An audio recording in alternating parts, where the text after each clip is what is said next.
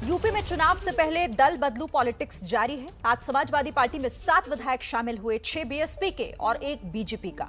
अब बड़ा सवाल यहां पर यह है कि एसपी में 7 विधायक तो शामिल हो गए, लेकिन क्या इनके सहारे समाजवादी पार्टी को यूपी की सत्ता पर शासन करने का मौका मिलेगा?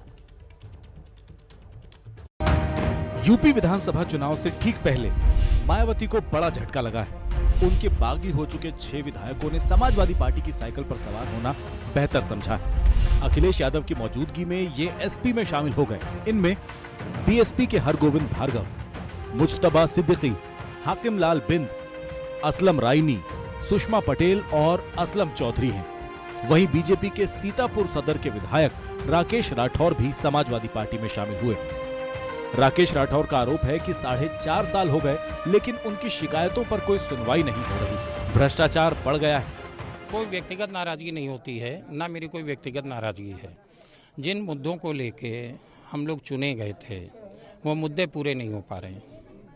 भ्रष्टाचार बहुत बढ़ गया है, अधिकारी लूटने पे लगे हैं, लूट का रेट कई गुना ज़्यादा बढ़ गया है। तो माफिया हावी हैं, वो भारतीय जनता पार्टी का झंडा हमारे एक माफिया हैं। वहीं बीएसपी से एसपी में आए विधायकों का कहना है कि पार्टी में वो पहली वाली बात नहीं रही। बसपा अब रही कहाँ? बसपा तो एक मूवमेंट था, बसपा एक आंदोलन था, बसपा एक मिशन था।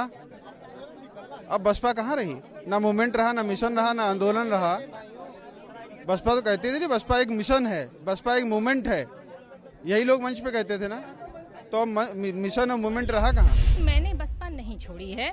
पिछले राज्यसभा के चुनाव में बहुजन समाज पार्टी ने हम 6 विधायकों को पार्टी से निलंबित कर दिया गया था। हमने बसपा नहीं छोड़ी थी भाई, बिना कारण जाने बिना। अगर पार्टी को हम पर कोई संदेह था, हमसे कोई शिकायत थी, तो एक बार बुला के वो हमारा पक्ष जान लेती, हम या तो कोई नोटिस जारी कर देती। बिना किसी कारण के उन्होंने हमें पार्टी से निष्कासित। आरोप लगा था अनुशासनहीनता का। समाजवादी पार्टी विधायकों के आने से बेहद खुश नजर आ रही है। अखिलेश यादव ने कहा कि बीजेपी सरकार से जनता दुखी है, एक भी वादा वो पूरा नहीं कर पाई। कभी साथ में चुनाव लड़ने वाली कांग्रेस से भी वो काफी दुखी नजर आए। कांग्रेस और बीजेपी के बारे में समाजवादियों का यही मानना है कि जो कांग्रेस है वही बीजेपी है, जो बीजेपी है वही कांग्रेस है। अखिलेश यादव तो बाकायदा बीजेपी का घोषणा पत्र लेकर आए थे। हर घोषणा पर उन्होंने अपना पॉइंट रखा और बताने की कोशिश की कि किस तरह बीजेपी ने अपना वादा पूरा नहीं किया।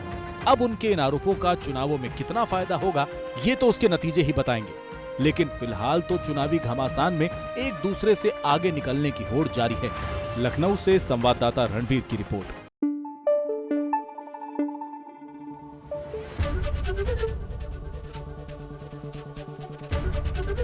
एबीपी न्यूज आपको रखे आगे।